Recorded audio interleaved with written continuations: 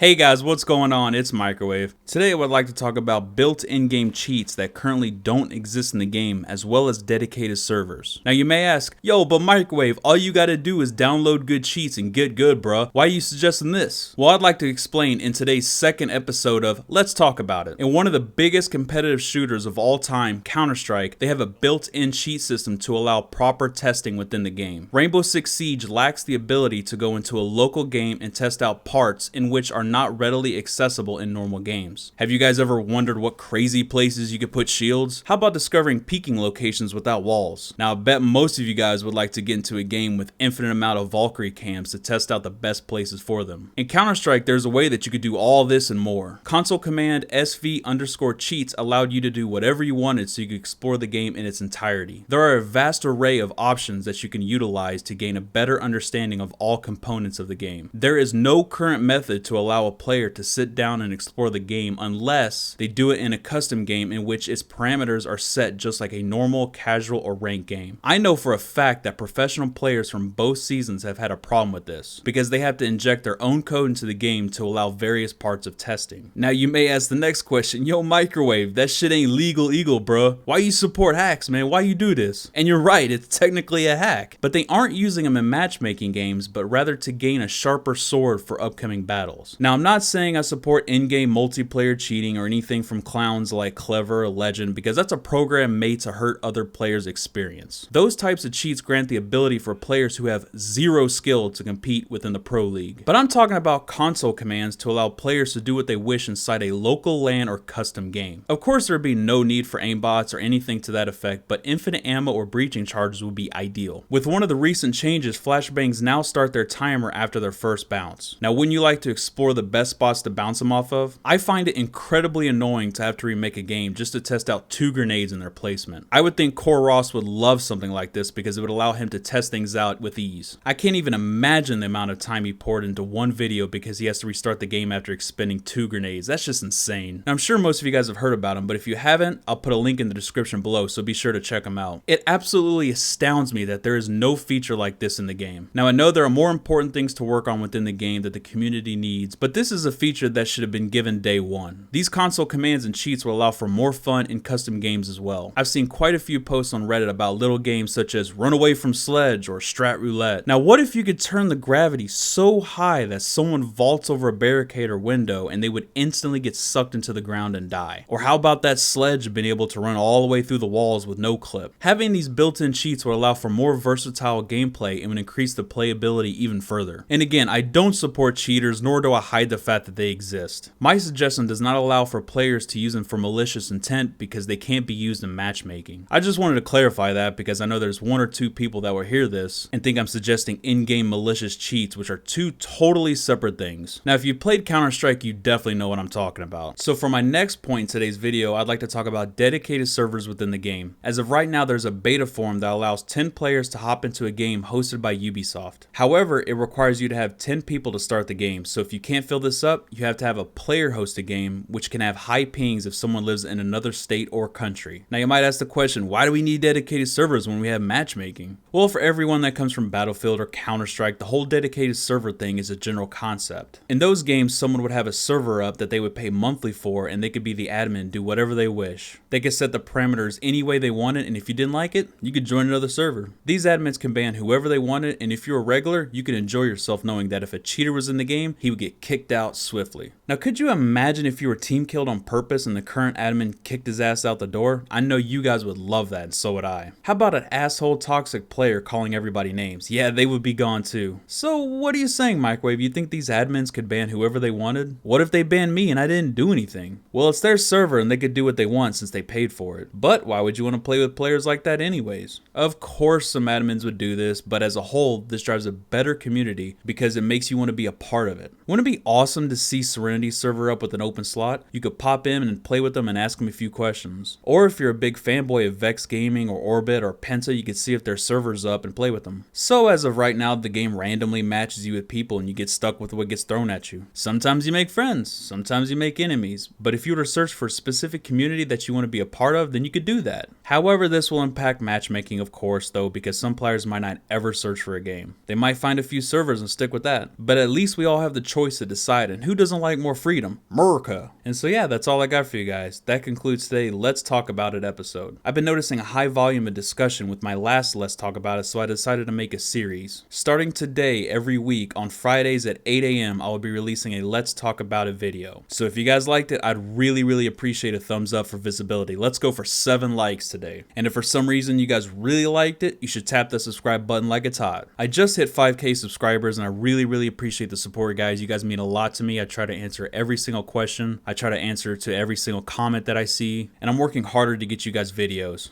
I'd like to know what you guys think about built-in cheats and what I should talk about next week, so be sure to leave a comment below. And so yeah, that's all I got for you guys. I'll see you guys next time. Right there, right there. Oh!